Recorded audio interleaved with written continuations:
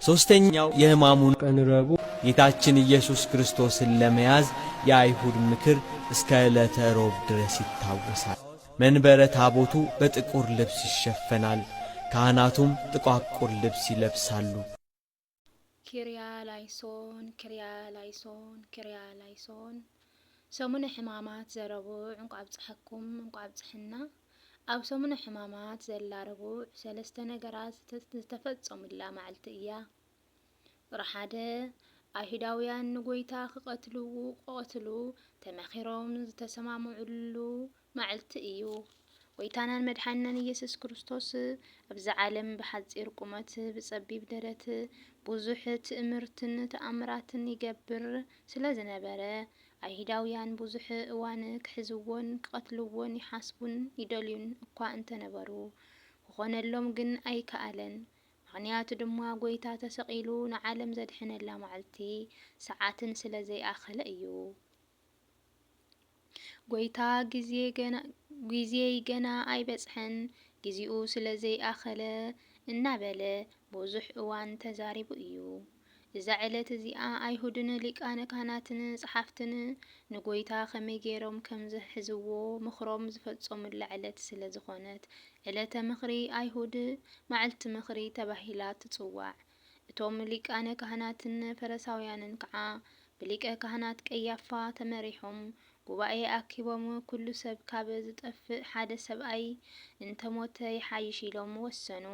ማቴዎስ ምዕራፍ 26 ፍቕዲ 1-5፣ ማርቆስ ምዕራፍ 14 ካብ 1-2፣ ሉቃስ 22 ካብ 1-2፣ ዮሃንስ ምዕራፍ 11 ካብ 45-53። ካልኣይ ጎይታናን መድሓኒናን ኢየሱስ ክርስቶስ ኣብ ቤት ስምዖን ብሓንቲ ሓጥእ ሰበይቲ ብቅዱስ ቅብኢ ሽቶ ዝተቐብኣሉ መዓልቲ እዩ።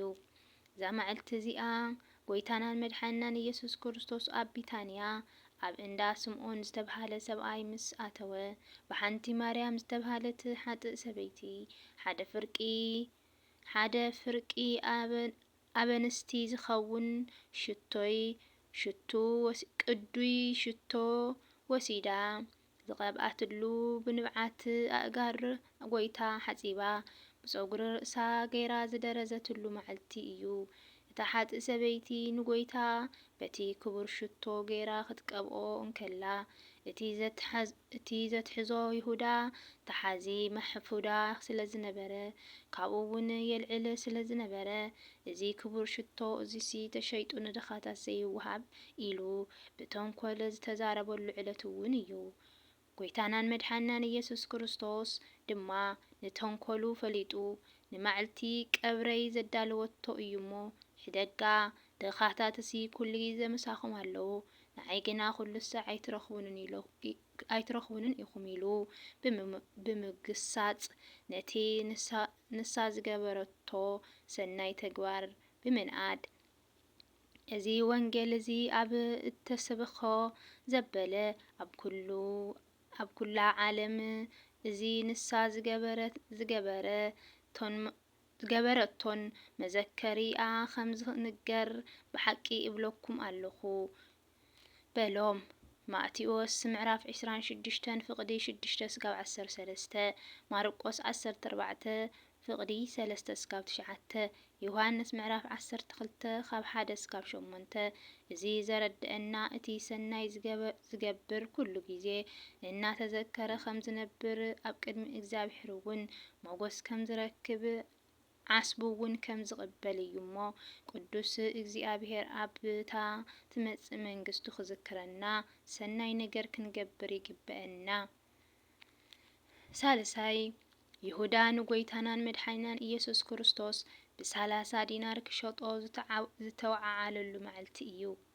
ይሁዳ ነታ ሓጥእ ማርያም እናበኸየት ክቡር ጨና ኣብ ርእሲ ጎይታ ከተፍስስ ከላ እዚ ክንዲዚ ዝኣክል ጥፍኣትከ ንምንታይ እዩ ተሸይጡስ ንድኻታት ግዳ ምተውሃበ ነይሩ ኢሉ ደንጋጺ ድኻ መሲሉ ምቕራብ ኣብ ውሽጡ ንዝነበረ ፍቕረ ንዋይ ኣግሂዱ ዝተዛረበ እዩ። እቲ ዘቕረቦ ሓሳብ ቅቡል ኮይኑ ስለ ዘይተረኸበን ነቲ ብምሻጥ ጨና ክረኽቦ ዝኽእል እሞ ዝሰኣኖ ገንዘብ ክሓስብ ኣብ ልቡ ዝሓደረ ፍቕረ ንዋይ ኣገዲድዎ ናብቶም ጸላእቲ ጎይታ ኸደ።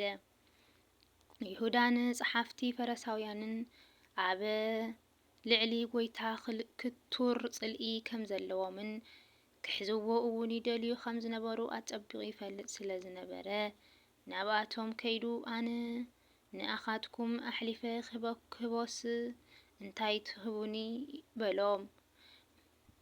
ንሳቶም ከዓ 30 ቅርሺ ብሩር ሃብዎ። ማቴዎስ 26 ፍቕዲ 14-16 ማርቆስ ምዕራፍ 14 ካብ 10 እስካብ 11 ሉቃስ ምዕራፍ 22 ካብ 3 እስካብ 6 በዚ ዘይጠቅም ገንዘብ ድማ ነቲ ናይ ነገስታት ንጉስ ናይ ጎይታት ጎይታ ዝኾነ መድኃኔ ዓለም ክርስቶስ ናብቶም ጨካናት ኣይሁድ ኣሕሊፉ ሃቦ።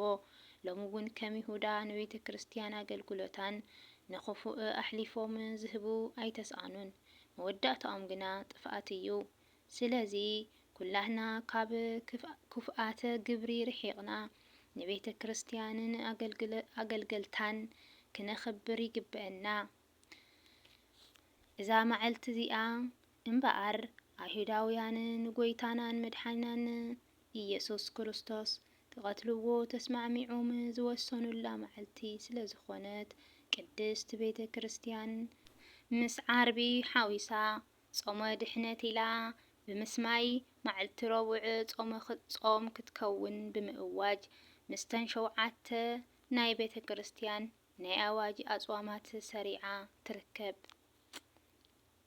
በሐቂ ዝወደቐን ዝነጥብን ብኣፈት ጉሃን መላእኽቲ ተኣርመለይ። እግዚአብሔር ረቦና ካብ ጥፋትና ይመልሰና፣ ንዓና እውን ካብ ክፉእ ተግባርና ካብ ሕማቅ ተግባር ይመልሰና። ረቡዕ ምኽሪ ይሁዳ ከዓኒ ንእግዚአብሔር ኣሕሊፉ ዝሃቦ መዓልቲ ማርያም ሓጢ ከዓ እናበኸየት ብሓጢኣታ ብኽባር ሽቶ ናብ ርእሱ ፍሲሳ እግሩ ከዓ ንብዓታ እናፍሰሰት ብፀጉራ ዝደረዘትሉ መዓልቲ እሞ ንሕና እውን ክንምለስ ይርድአና። ንሱ መዓልቱ ስለ ዝኣኸሎ እምበይ ይሁዳ ኣሕሊፉ ሂብዎ ማለት ኣይኮነ፣ ግን ትምኒት ነይሩ። ትምኒት ንምፍጻም ካብኡ እውን መዓልታታ መዓልቲ ዝተሓዘላ ስለ ዝበቕዐት ንዓና ኸድሕን መዓልቲ ስቕለቱ ዓርቢ ስለ ዝኾነት መዓልታ ስለ ዝበፅሐት ኢዳ እምበር ንሱ ስልጣን ልይዎ ማለት ኣይኮነ። ኣብ ልዕሊ ፈጣሪ ኮይኑ ዘይኮነስ መዓልታ ኣኺሉ ብስልጣኑ ብድልየቱ ትደልይዎ ኣለኹም ኣብዚ እኒኹ ኢሉ ብዓርቢ ከዓ ንባዕሉ ዘበሎም እዩ እሞ ብሰላም ከዓ ናብ ብርሃነ ትንሣኤ የብፅሐና። ሰላም ኩኑ። ሶስተኛው የሕማሙን ቀን ረቡዕ ጌታችን ኢየሱስ ክርስቶስን ለመያዝ የአይሁድ ምክር እስከ ዕለተ ሮብ ድረስ ይታወሳል።